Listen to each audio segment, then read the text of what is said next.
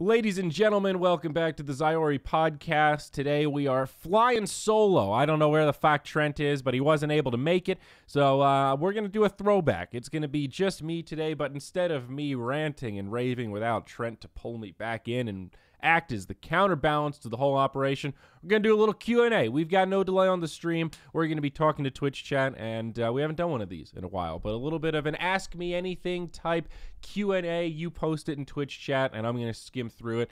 And, well, if I like anything that you have to say, maybe it'll be a good talking point for a discussion.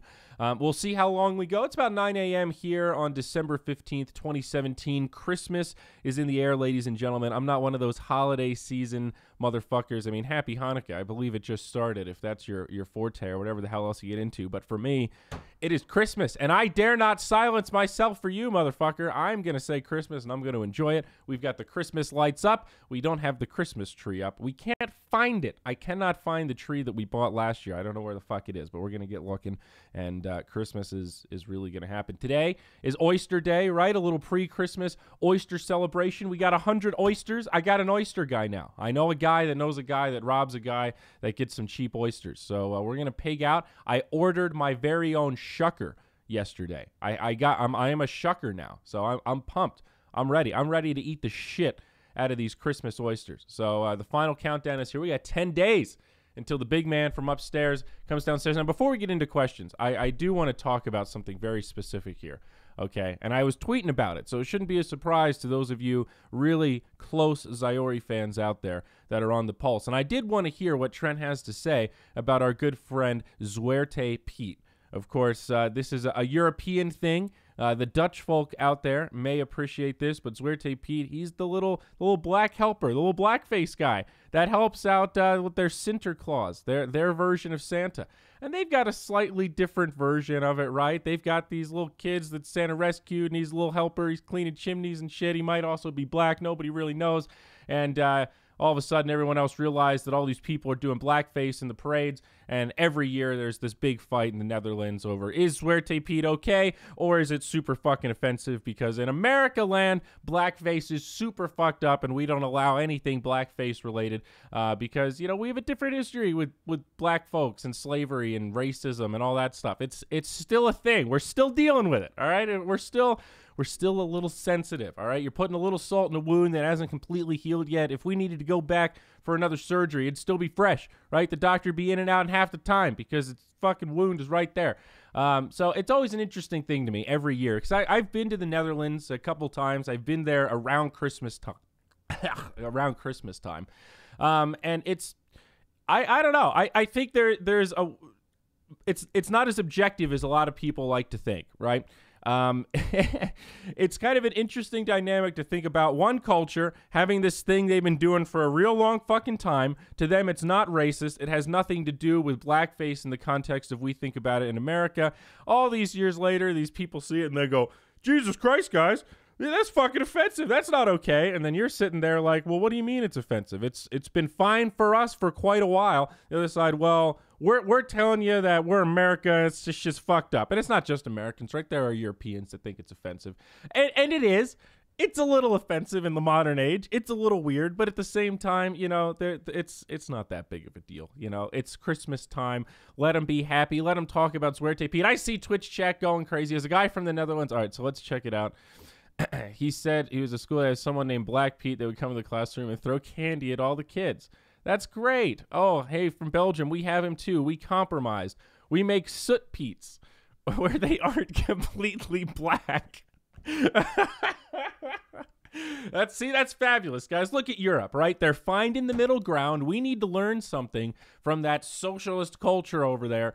All right, we need to work together. We need to find the middle ground, and we need to let Zwarte Piet party on. All right, he's a nice little reminder that Santa was helping people. He rescued the little kids, and then they didn't have anything to do, so they just followed around and helped him do stuff for free. It was a great exchange.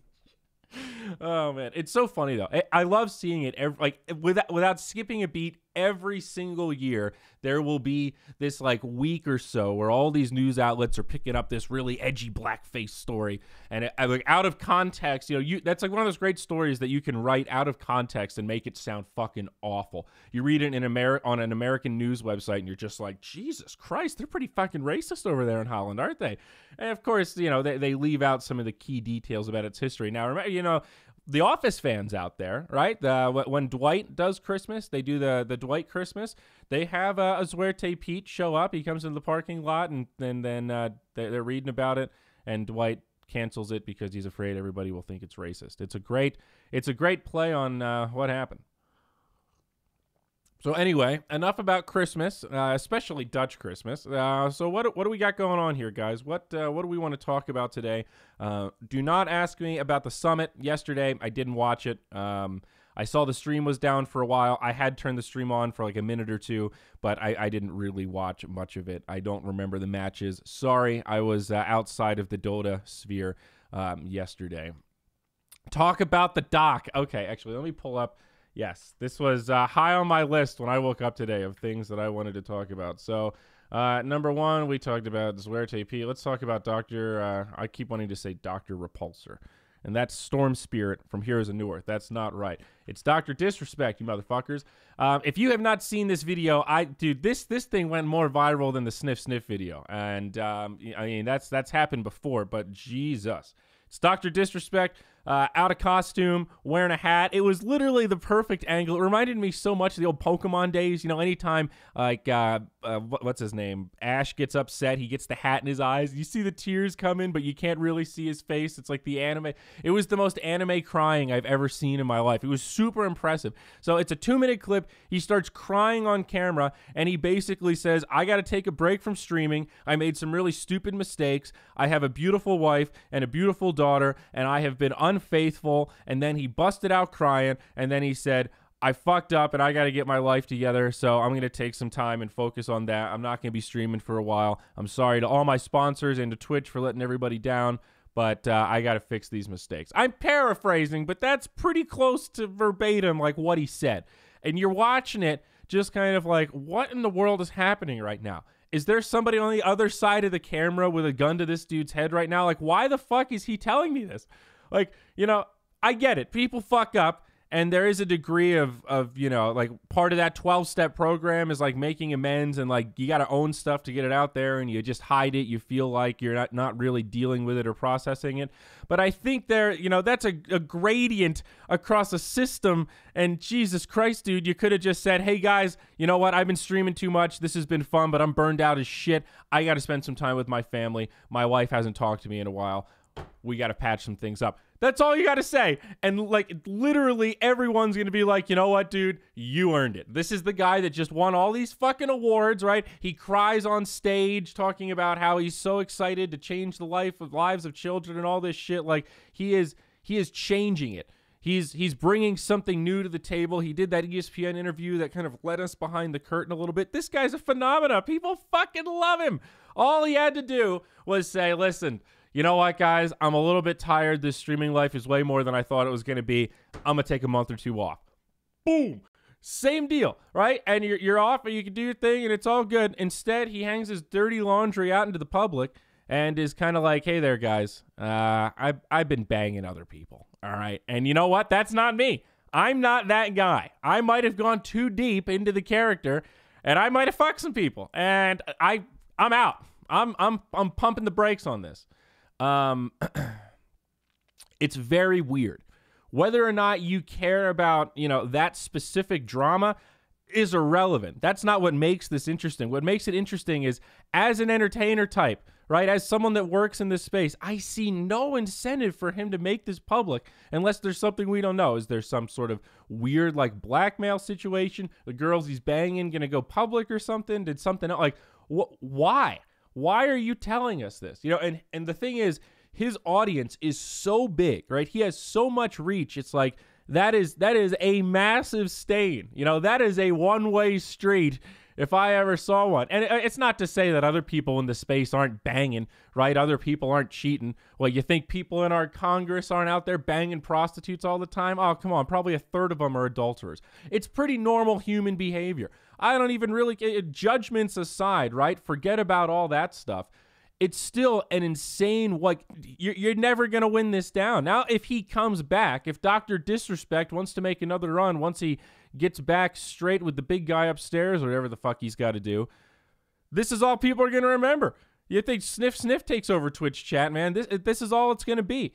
He will be now known as the dude that fucks other people and cheated on his wife. What about his kid, dude? You know, like now if your kid ever wanted to do something public on the internet, you're the daughter of the weird gamer dude that cheated on his wife. That's great. You did that to yourself. I don't understand. I don't get it. So it's weird. It's a very weird it's a weird drama. To my knowledge, there's been no other update since then. I could be out of the loop. I literally woke up and turned on the stream. So if there was some sort of an update on this, was break. It happened like yesterday. So I don't understand it. There's got to be another piece to that puzzle. You guys make a good point. It probably would have come out anyway, so you know you can get ahead of it by making a statement. But I think, what's the right way to say this? So one of the things I learned at BTS, right, is when something goes wrong or you fuck something up, don't bring extra attention to it. The way BTS handled this internet outage at the summit yesterday was like 10 out of 10. There was one tweet that went out. It said, we're experiencing technical difficulties. We're working hard to get it fixed, period. That's it. No talent whined. Nobody said anything about potential DDoS. They kept it under control. They stayed focused, and they got it working. And guess what? People forgot about it. You acknowledge, you fix, that's it. You know, you don't post a big sorry. You don't make a big deal out of it. I used to do this thing where if I was streaming and it would lag or the game would crash, I'd be like, fuck. Oh, God, XSplit's such a terrible program. It's so bad. It's so bad. Yeah, all right, there's a kill happening here, but God, I don't know what the hell's going on with this thing. I can't get Dota to open back up. Fuck, we're missing a team fight, you know? And it's like, just don't say anything. Half of the people watching aren't looking at the screen anyway. You know, a certain percentage of the people hadn't noticed the stream crashed, and now that you're making a big deal about it, anybody who didn't know now 100% does know that there's an issue with the stream, and they know that you're fucking mad about it, and usually it comes off kind of awkward and kind of weird. So in that situation, the best thing to do is just, you know, lean on your codecaster, try to do some Dota radio, just fill as best you can, and that's it. And when it's back, be like, all right, folks, we're back. Sorry about that. Hopefully it doesn't happen again. Acknowledge, fix, move on, right? There's a certain way that you can handle things like this where if it comes out, who's the more credible source? Dr. Disrespect or some people I have no idea who he had sex with, right? Maybe he was banging other popular people, in which, fuck, dude, what are you doing? But, you know, if it's somebody with 50 Twitter followers, all right, and they make a post on Reddit that's like, hey, Dr. Disrespect banged me and he has a wife, that's fucked up. I don't know how much traction that's going to get compared to him going on his Twitch channel and just being like, hey, guys, PSA, I banged somebody. That's me right there. You know, there's a big difference in reach and like a difference in acknowledging and pouring a little bit of petrol on something that, yeah, sure, some people will find out about it, you know? It's like the sniff thing. Most people found out about it, but there's a difference between people finding out about it because it's going viral and me getting on my channel and making a joke about it and streaming the video and giving my commentary, right? That's a totally, like, next level over the line of, well, shit, now everybody definitely knows about this thing. God damn, shoot, even my grandma knows about this shit now, so... Anyway, it's fucking weird. It is. I think it is an objectively strange way to handle this kind of a thing when you work in this kind of an entertainment space. Let me put it that way. Let's just say this is definitely not the first time this situation has happened. This is the first time this situation has come to light in such an abrupt, insane, honest, weird manner. You know. So anyway, I digress. That's how I feel about Dr. Disrespect. What the fuck is Sniff? You can Google it. Zyori, I found out about Sniff from you. Well, see, there you go. See, that's exactly right. I mean, that's a weird one, right? Because it's so specific and one-to-one to me and so very... I don't know the word for it. it's not fucked up, right? You can say what Dr. Disrespect did is fucked up because it's amoral, right? He cheated on his wife. He broke the sacred contract of marriage, whatever the fuck. Everybody has a different kind of feeling of how important marriage or that arrangement is, right?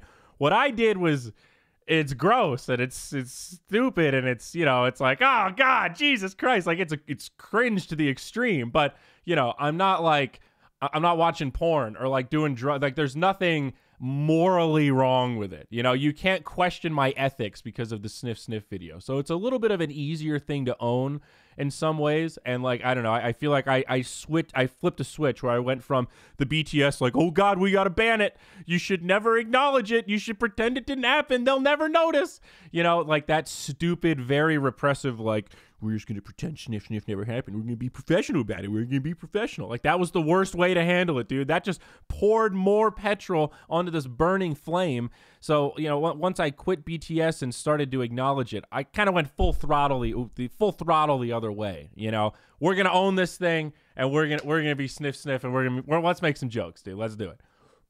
So, maybe overboard. That's, you know, welcome to Moonduck. That's our whole thing. I do need my boy Trent, dude. I don't know where the fuck he is. He has not texted me back. Trent is officially a Dodger. I think he might have meant next week. I did put it in the calendar. Let's be fair.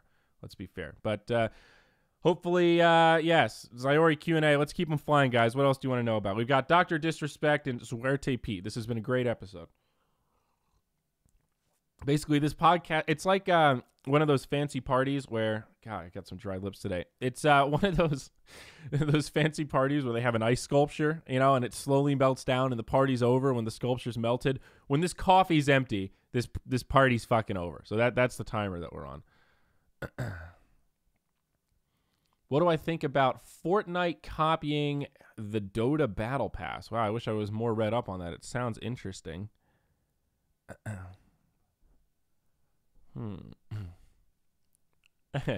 There's nothing unethical about porn of any kind. That's a blanket statement that's not exactly true. I would say some porn is pretty unethical. I don't know, man. Not all of it is acting. Let me put it that way, dude. You know, like porn is it's like a Pandora's box. I'm into porn. I dig. I think porn should be a thing, and I'm glad it is. However, I think it's a little yeah, it's a little. You don't always know. You don't know who the producer is. You know what I'm saying? You don't know if that's actually a dungeon or if it's a set that looks like a dungeon. It's hard to source good porn. It's kind of like fish. You know, I wouldn't eat tilapia that was farm raised in America. You know, but at the same time, I would eat wild caught salmon. So, yeah, it's all about balances. Talk to me about Litecoin. Yeah, we did another Bitcoin podcast yesterday. Those of you into that, you can check it out. Do I have any special plans for Christmas, or are you going to do it the same as Thanksgiving and spend it with Moonduckers? Christmas this year is going to be a lot of fun. We are going to be staying at home, most of us, and doing a good old-fashioned Jingle Fest tradition that started at the BTS house.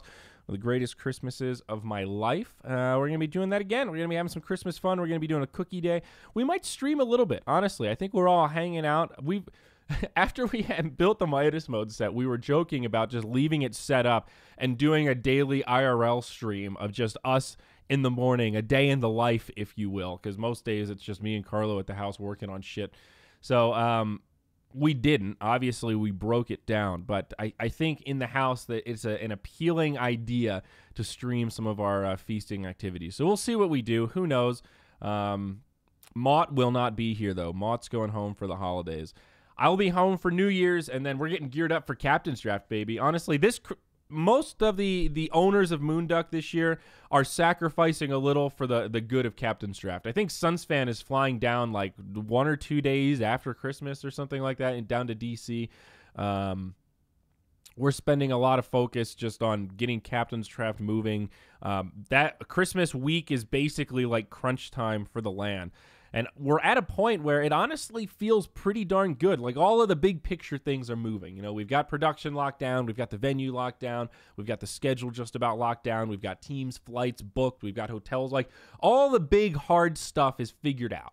We're just at that point where it's like tweaks. You know, all of us are having that thing where you wake up in the middle of the night and go, oh, yeah, we're going to need to get snacks for the players. Oh, we're going to have to get some beef jerky, aren't we? I guess, Costco. That's going to be the best bet for that. You know, those weird thoughts, those little details, those things that do matter, but they're a little bit hard to plan for, that don't really come out unless you just have it on the back burner. So we're chugging through those things, and now we're working on announcements. We'll have a talent announcement coming out before too long on some of the other details about production, things you can do at the event, and all those kind of things. And, of course, tickets are still available for sale. You little bastards. I know you're coming. I know you're coming. I know some of you were thinking about coming. You're holding out on me. But we need those. Dude, there's still some tickets, and you should buy them because it's going to be good. It's going to be fun. What else do we have here? What do we got? How do I feel about net neutrality? Oh, God. I mean, I think everybody that uses the internet, except for Alex Jones, is pretty much on the same page about net neutrality. It's a good thing to have net neutrality vis-a-vis we want it to stay the way it is right now, where the internet is basically a utility and you just pay for the pipe. It's like water, right? My water isn't throttled. I could just turn on the spigot and let it run.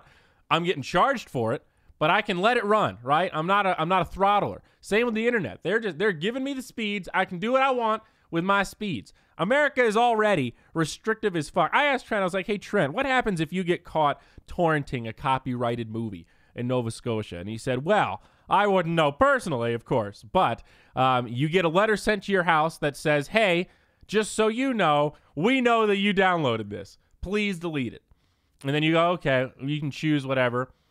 You don't delete it. You'll get another letter, and it basically just says the same thing. And they will continue to send you letters saying, hey, dude, listen, we know, but we can't actually do anything, but it would really help us out if you could just go ahead and delete that video that you stole. And then as a Canadian, you can decide, how much do I like these guys, and do I want to delete this video? If I've already watched it, maybe I'll delete it and get them out of a bind, you know. In America, it's not like that. They send you 3 notices. By the 3rd one, they fucking throttle your internet. 4th one, they cut it off. Maybe it's the 5th one. But they actually can see what you're doing, and it's okay for them to fucking packet sniff and look at your shit if you're not using VPNs and whatnot.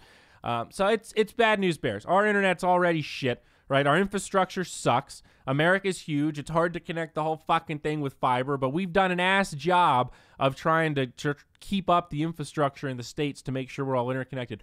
Like, second world Eastern European countries have significantly better internet connectivity than we do. It's insane. You can live in Bulgaria and have a startup that does what we do for like 1/3 of the cost. And not just because of exchange rates, right? You do the purchase parity, you put it all together. They're paying like 20% of what we're paying for internet here, which is a business line into the Moonduck house, okay? And our internet's not even that great. We're like 200 down, 50 up. That's like the maximum that we can buy within reason. There's no fiber. We don't have fucking fiber. They're loaded up with fiber over there. It's fucked, all right? We need to stop mucking around with this net neutrality bullshit and start running down some fucking fiber so people in Omaha, Nebraska can upload files at the same speed as the rest of us. So internet is already an issue in America. This is just making it worse. And for anyone listening that doesn't understand how net neutrality affects us, basically it prevents the internet from being segregated into paid channels. That's really kind of the worst visual representation I think people have come up with at this point. But it's that idea of like you would pay for internet the same way you pay for cable. So you'd have a social media package and you could get Facebook, Twitter, Instagram, YouTube, and all those would come together in one package that you pay $20 a month for. And then, oh, I want the news package. Oh, great. Okay, now you get CNN and Fox News and this other package. Basically, your internet, your ISP could control what websites you visit via, you know, IPs and whatnot, and block out certain things that you haven't purchased access to. It would be the same concept as how I pay $10 a month for Netflix, $10 a month for Spotify, you know, $10 a month for HBO Go or whatever the fuck. Just like that, except just your internet in general. Yeah, all of the things you enjoy. Oh, you want the gaming package, sir? Oh, okay. Well, that will unlock the Diablo 3 ports. Oh, the Diablo 2 ports. Okay, sir. It's pretty bad. it definitely would hurt Moonduck as a business, for sure, potentially. Just the way, any high bandwidth business model, and we chug out a lot of bandwidth, that's for sure. It's not great, I joke about moving to Canada, but Jesus Christ, dude, if healthcare continues to go down the dumper and they get rid of my value internet, I don't know, man. I don't fucking know. There will probably be places in the States that you could live that have like centralized, like, county-wide fiber and stuff that could be a little bit more protected through local laws. But yeah, dude, it's really not great. Like America, as much as Trump is bragging about doing all this stuff with big business and keeping them in the States, there's a little fun fact that you learn pretty early on in business school, and that's corporations and big business are not what bring jobs into an area. Right. And it's often reported that way because it's big lump sums of jobs, right? Like, oh, Donald Trump and these people, like back when he was a businessman before he's the president, right? They've lobbied to have this giant corporate building built in the middle of New York, and this is going to bring 1,500 new jobs to the city, high-paying, good jobs. 1,500 ain't shit, all right? Do you know how many small businesses there are in America? It's a shitload. It's hundreds of thousands. And a small business is any business less than 50 employees, right? Hundreds of thousands of these. Businesses with 20 employees, those add up so much more quickly than these giant corporate positions. And usually the small businesses, right, they're more specialized in their area and they provide jobs that are a little bit more apropos with the local skill set compared to these corporate jobs that require all these special folks with all these qualifications and these degrees and whatnot. It's all about small business, right? That's what drives it. So yes, he's done some good corporate negotiating, but Jesus fuck, dude, he is making it tough for these small businesses. It is definitely tough. We need the internet. We really need the internet. So who knows? Maybe Moonduck Canada. You never know, right? I talked to Suns fan about it, and he said hard no. But he said we could do it, but he's staying in Phoenix, so I don't know. Oh. Net neutrality makes internet more affordable for small businesses. I find that hard to believe.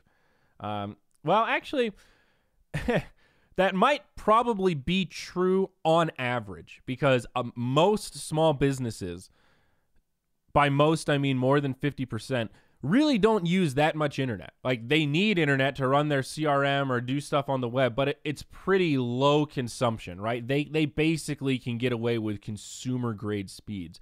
We are way outside of the norm of small businesses, right? Our entire Moonduck business is online for the most part. It's all virtual calling and virtual conference calls. Even outside of streaming, we're fairly internet heavy with just like video usage and conference calls and shit, right? And moving files around. Our Google Drive is like gigabytes upon gigabytes of shit in it. So you put the streaming on top of that, we're in upper percentile for sure of like that ratio of how important internet is to our core business. We rank pretty fucking high. Twitch is probably the extreme. Twitch and Netflix, right? They're top of the list. They're like the 0.1%. They're the people getting tax breaks. I digress once more. What do we got here, folks? Net neutrality. Yeah, I don't really have an original thought on net neutrality. I feel like it's relatively straightforward for people that understand it. We like having a neutral net. I don't know. The American Congress sucks. I've lost faith a long time ago in their ability to understand things like this and the nuances and the potential ramifications of their decision making.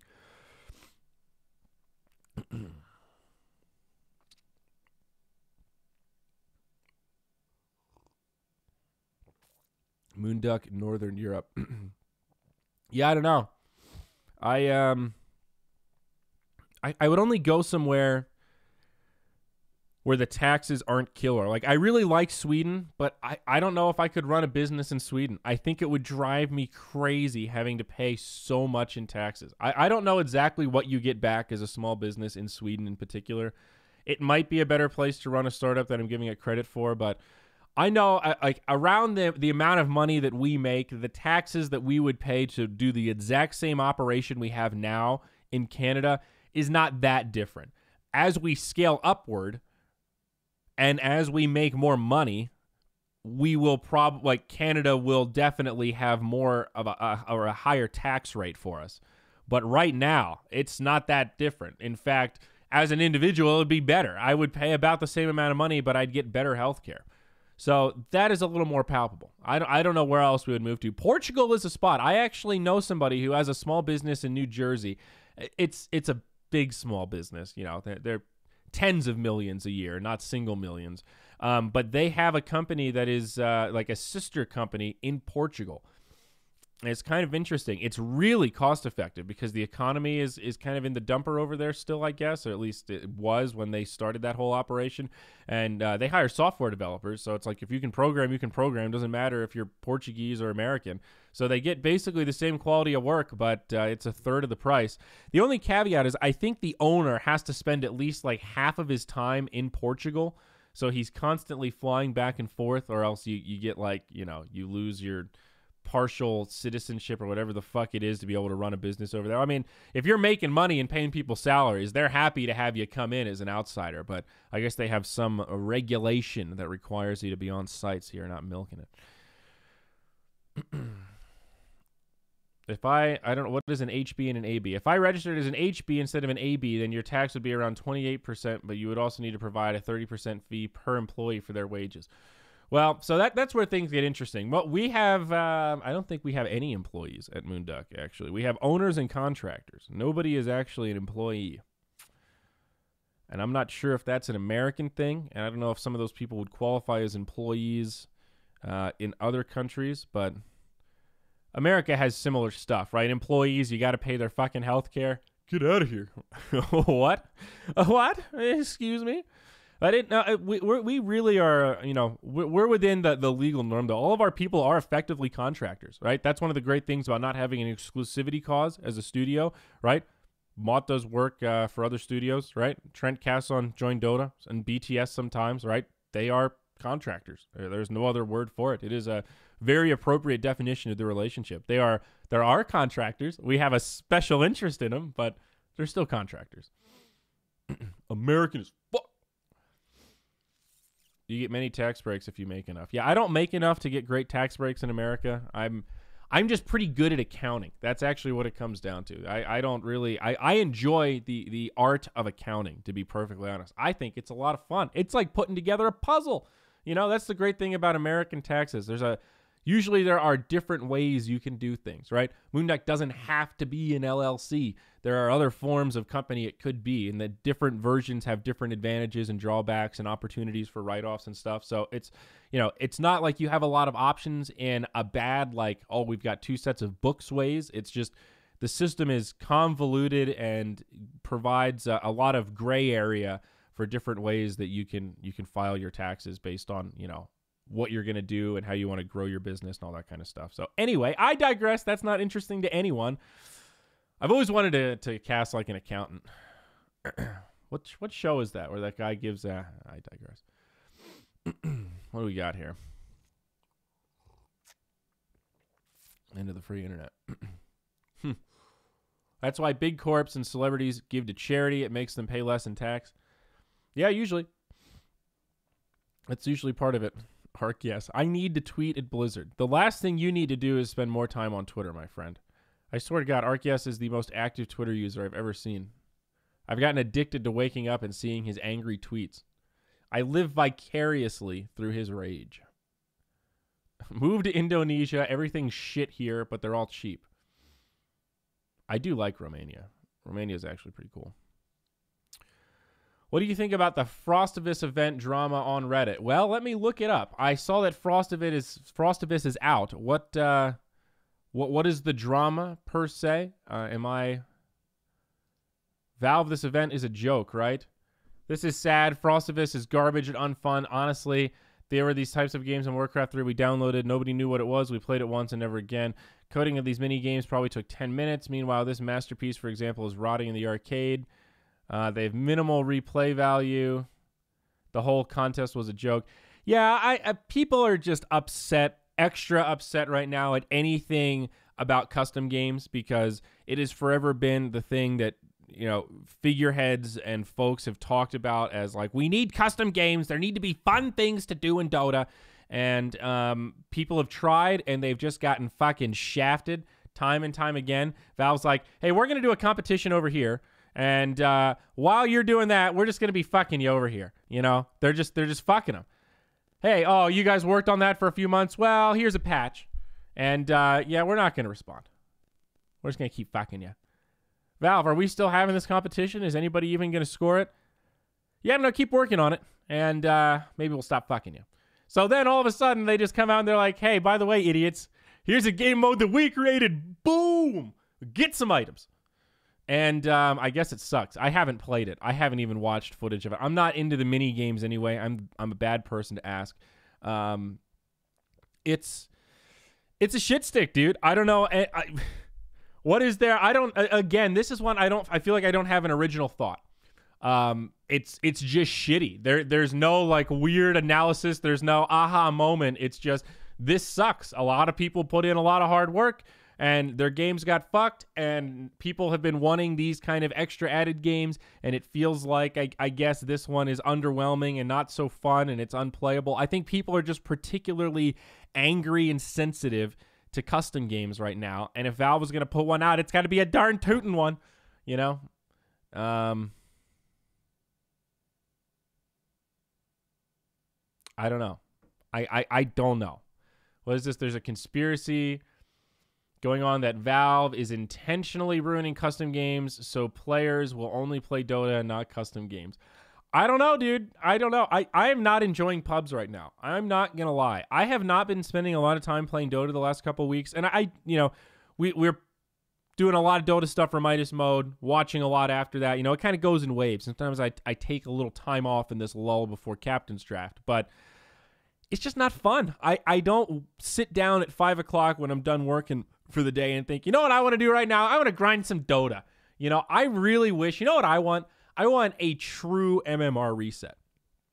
I want them to actually just wipe everything. Like, I hate how all of the last compendiums and this most recent, like, change, it feels like a reset. Like, go play your calibration games. At this point, we've all gone through it enough times to know the calibration games don't mean anything. They really don't. You know, it doesn't matter if you win. It doesn't matter if you're going to rank basically within plus or minus 150 of wherever you were before they just did this little reset. And I understand the counter argument of, well, if you drop that bombshell, pubs are going to suck for a couple of weeks while all the good players get weeded out. You're totally right. You're totally right. If you play on that first day, you're probably going to get shit stomped by an Invoker Meepo combo. Oh, man, I really suck. Yeah, that's right. That's the reality check a lot of Reddit needs, is to realize that they're not nearly as fucking good as they think they are. This is my real opportunity to prove to the world that I'm actually 5K, and then when they have that chance, they're going to get shit on by the actual 5K players that are now playing in that bracket. I think it would be fun, and it would actually be cool and fun and give you a reason to play and grind the game. Think about Diablo 3, right? That game fucking sucks. You are grinding just to grind. There is no late game. The late game is grinding more. Oh, I get more Paragon levels. Oh, once you're done with those, you get the Egon levels. Oh, God, I love Ghostbusters. It's my favorite. Oh, God. So the way they keep you playing that game is the full wipe, the full reset. That idea of knowing, like, you know what? Me and Brian were on the same level. We just started fresh. I'm going to see if I can stay top 100 on the ladder. Arr, arr, arr. And you play hard, and then after a little while, you realize that the game is fucking stupid and there's no point to it, and you stop playing. But every reset, you get that feeling of like, oh, God, I want to come back and do it, right? Heroes of Newerth went too far the other direction. You could just buy personal MMR resets. $10, wipe it clean. He's never played a Dota game before. That's fucking stupid. You don't want people to be able to do that. It's nice that you can't just keep making new accounts in Dota like you could in Warcraft 3. However, I don't like the idea that I've been playing Dota for what, 5 years now? 4 years? Something like that. My account's in the 3K bracket. I usually play when I'm kind of intoxicated and just fucking around. I don't give a shit about MMR anymore, right?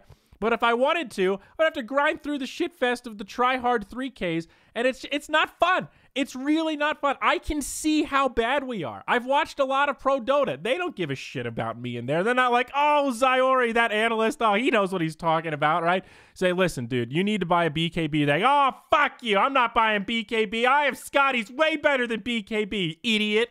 Okay. Oh, geez, I died to the Invoker. If only I had a BKB. That happens in every fucking game. It's awful. It's not fun. At least a reset would give me a reason to play. You know, it would give me something to yearn for. Do you know how little I care about learning that I'm a Guardian Templar rank 3? I don't need any more fantasy in my life. Okay? I'm a divine intervention star 3 admiral 7. I couldn't care less.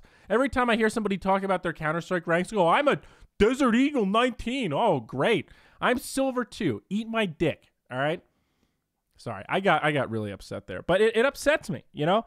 I don't like being forever typecast, Valve, all right? I'm better than when I started. I used to play Axe mid. My win rate with Axe was about 20%. I'd go solo mid Axe, I'd die twice, and then go to the jungle, and then just fucking feed. It was awful. And I thought I was good. I'm over that, all right? Give me a chance to prove to the world. Give me a chance. Give me a chance to start over. I'm not making a new account. I'm not doing it. That's not fun. That's not fun at all. That's fucking stupid. That is a waste of time. But it would be cool. So I don't know, guys. I don't know. I think it would be a lot of fun for a real MMR reset. I think the pros outweigh the cons. I think you don't want to do it that often, right? It's not something you want to be predictable about, like every year, here's the MMR reset.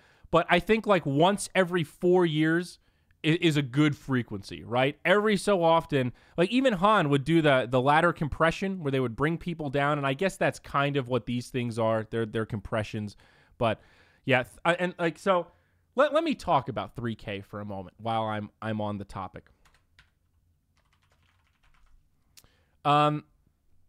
It's bad. All right, it's bad. I've watched a lot of people play Dota, and I've seen the different brackets. It never gets good, right? That illusion that, once I get out of the 3Ks, I'll be with the 4Ks, and everyone will actually be good, and I'll just be like, it's this idea that you'll be able to just sit back and play Dota and not have to play people. Guys, we're not grinding poker, all right? And we're not playing numbers. You are playing the fucking people. That is how you win pubs sub 5K. Right? And this illusion that once I get to 5K, everyone will be really good and it'll be awesome. Oh, well, once I get to 6K, it'll get a lot better. It just gets worse. The higher you get, the douchier, more entitled, angrier people are, and it's just amplified because the skill level is higher. And all of these people are like closer to being semi-pro, but they still fucking suck. You know, it's not good. It's bad all the way up. But there's this sweet spot in there, I would say kind of in the low 4Ks, right? In the 2Ks, people are just bad. And it's fun because you can kind of outskill them. You can't win every game, but if you're playing in like the 2.5 bracket, you can just go Queen of Pain mid, you can shit stomp the other player, and just be blinking around, shitting all over people and go 15-2. It's pretty fucking fun. Again, that doesn't win you every game, but you can kind of, you know, win by mechanics because other people are that bad. But once you get into that mid 3Ks, the 3.5s or so, it's this weird mix where people are, it's that group of people that could beat the 2Ks based on mechanics, but they don't actually really know that much about the game. You know, it's the people that watch like the international, maybe a little bit of a major, but they're not keeping up with trends. They're not really reading patch notes. They think they're way better than they are because they've outskilled people in the past, but their mechanics aren't really that great. And they just do whatever they want, and they just farm, and they kind of fight, and they think they know everything, you know? And if you tell them what to do at all, they don't look at it like, huh, I wonder if that guy's right. That's an interesting item choice. They go, this guy told me to do something. I'm doing the fucking opposite because I do what I want to do. All right? This is my game. This is my hero. I'm gonna buy the items I want to buy. And it's fucking infuriating. The amount of games where all I say is, that was a great call there, coach. That was a good one. You know, it's unreal. Everybody thinks they know what's going on, and it's fucking abysmal. The combination of like low skill matched with high ego, I think, is very unique to that mid 3K bracket. Because once you get to the 4K plus, that's where you start getting to players that are actually pretty good and self-aware. You'll bump into players that are actually good, like good support players that buy wards and shit. The 3Ks are like people are too arrogant. They think they don't need wards. You know, they think they're so good that wards aren't that valuable, and they don't realize that, you know I'm playing Slark. It's weird for me to buy wards, but having that vision is still worth me paying 100 gold. It doesn't slow me down that much compared to dying, right? Good players make that value proposition in their head, and instead of just bitching, they go, okay, this guy's fucking useless. I'm just going to buy the wards myself, even though I'm playing a core. That's what a 4 or 5K player does to carry the shit out of a low-tier carry. What the 3.5K carries do or go, oh no, that's only supports by wards. That's fucking, if I have to buy wards, we already lost. It's so fucking stupid. I shouldn't have to play like this. That is a classic 3K attitude. And I swear to God, it is unique to that bracket. It is ridiculous. And it is one of the most frustrating things in the goddamn world. Just try playing 5 games in a row of 5 different dipshit cocky American dudes just being like, no, I really think it's supposed to be like this. Why? I saw Dendy do it 5 years ago. Jesus fucking Christ, dude. Okay, great. You do that. Don't buy a BKB. Let's see how it works. I digress. Let's get the hell out of it. What else do we got, guys? Let's, how long have we been going here? Jesus Christ, it's already been 45 minutes. All right, we got time for another question here. I still got some coffee. What do we got?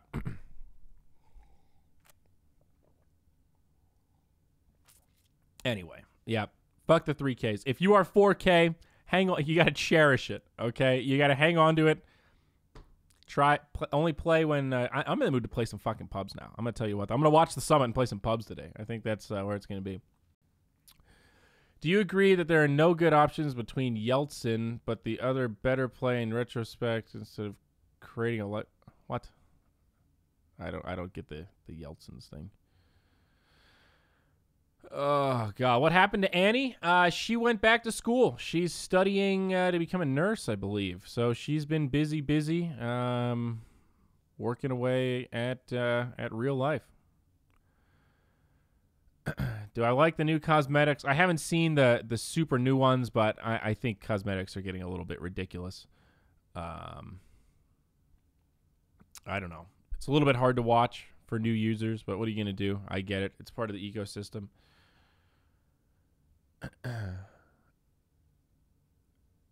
Do you agree with Slax's opinion that Dota Pro circuit points is a one-time thing? No, and I'm not sure that's exactly what Slacks believes either. I think the point is that the space is definitely going to change. We are not going to have the same kind of open, like, hey guys, anybody with money can just sign up and do a tournament.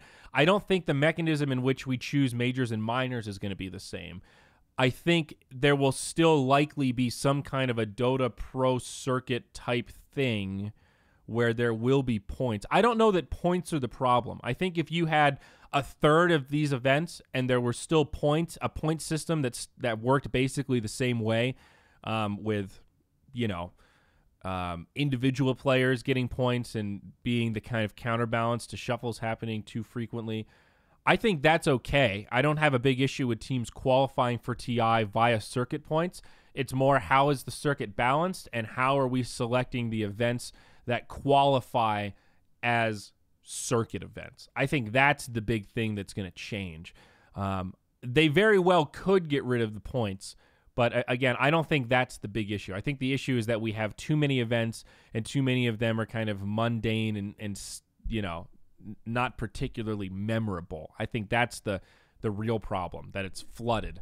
I haven't seen much evidence that the point system itself is fucked. I don't know that we've even seen enough to know how it's going to calibrate. So, jury's still out on that one.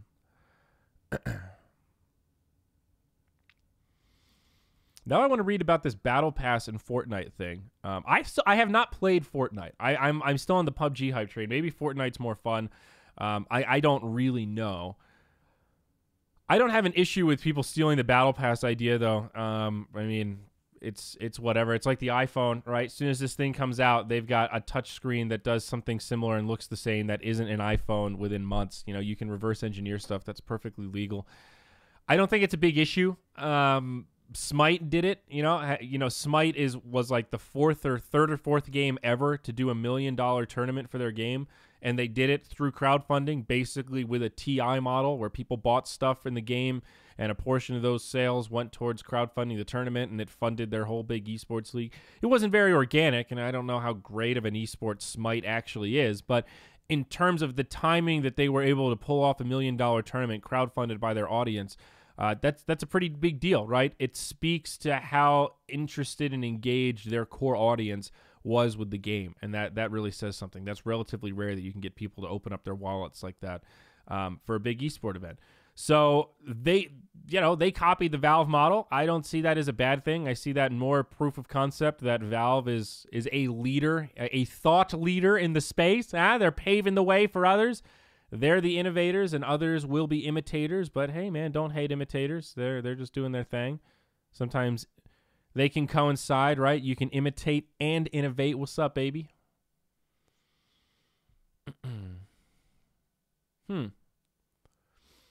Yeah, maybe we should try out Fortnite. Building is a super... I feel like PUBG does get a little bit mundane. I was playing duos with Carlo yesterday, and it's kind of fun, but there's a lot of sitting and waiting. You know, there are a lot of moments where it's like, well, we're not really incentivized to move anywhere. So I guess we'll just sit here and wait and see if some dummy walks across the field. And occasionally they do, and you get to light them up, and it's pretty fun. But probably half the time spent playing PUBG, you're kind of sitting there just like, nothing over here, Bob. We're clear.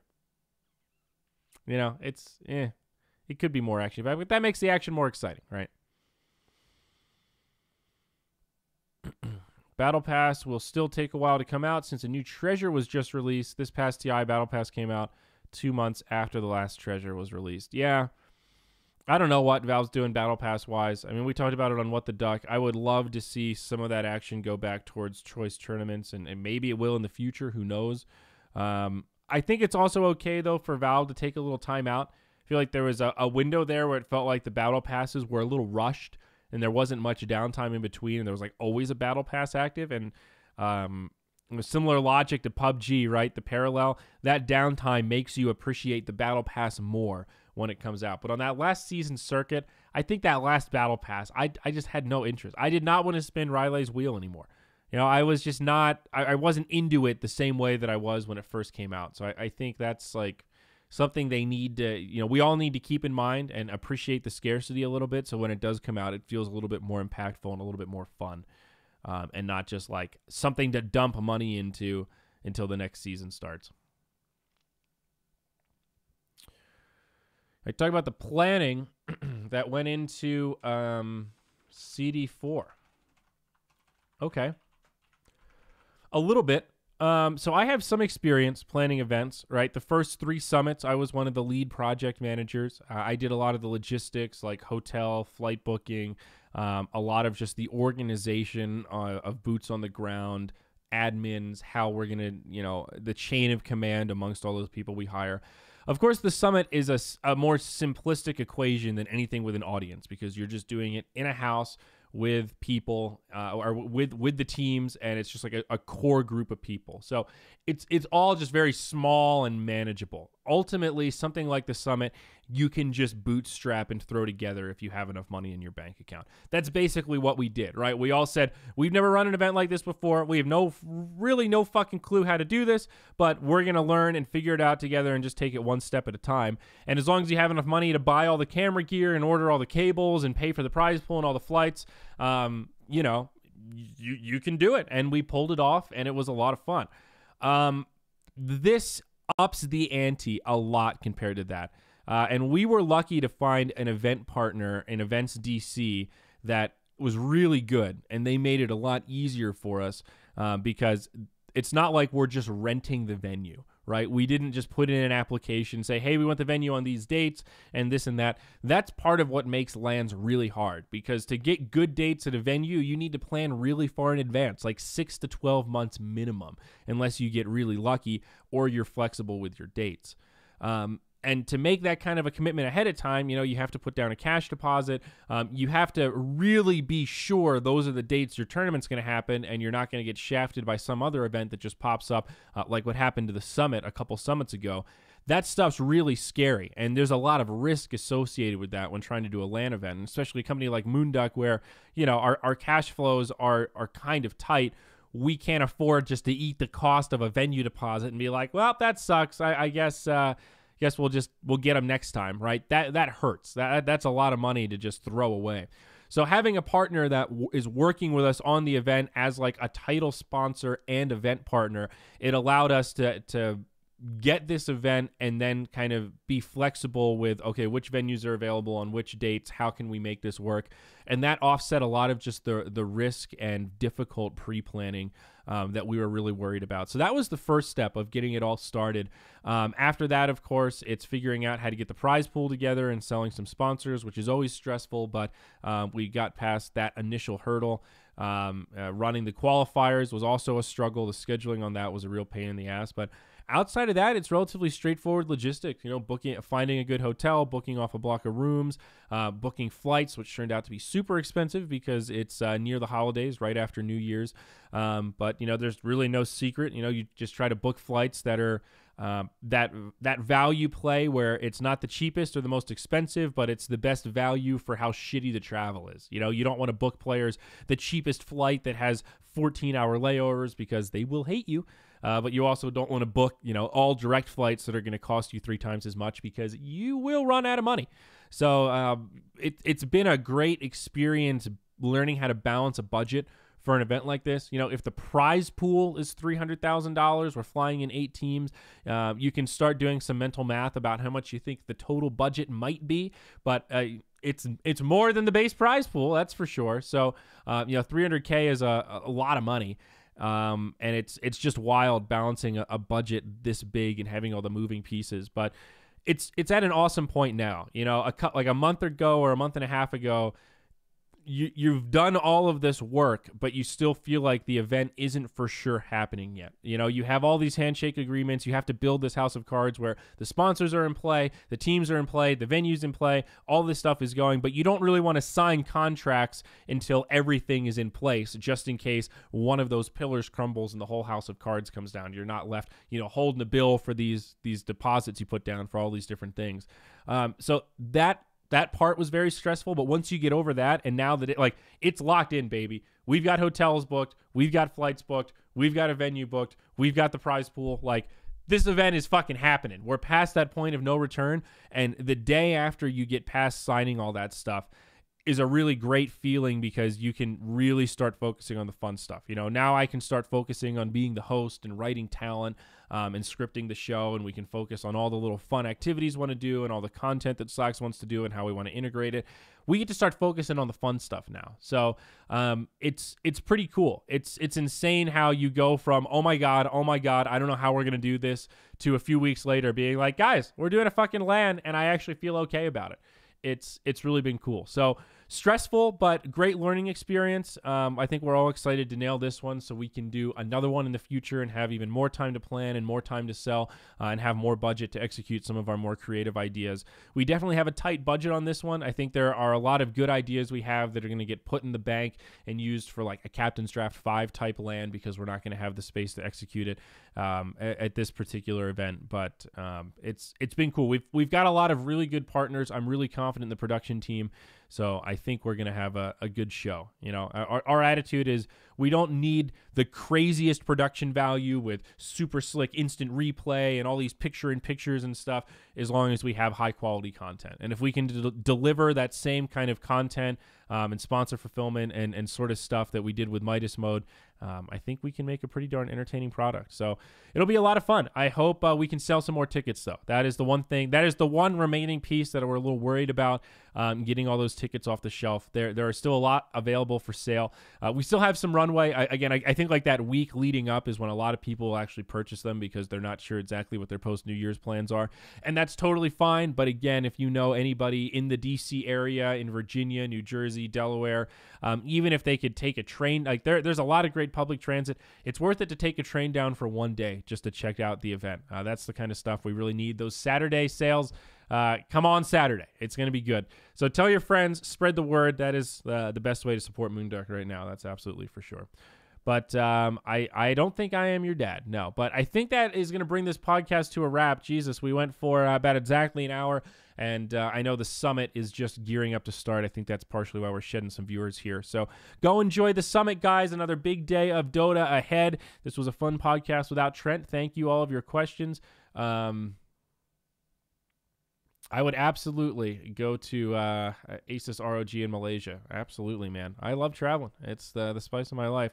But hey, that was a lot of fun. It was cool to do a solo podcast, guys. It's been a while. So we're going to queue up some tunes. We're going to get out of here.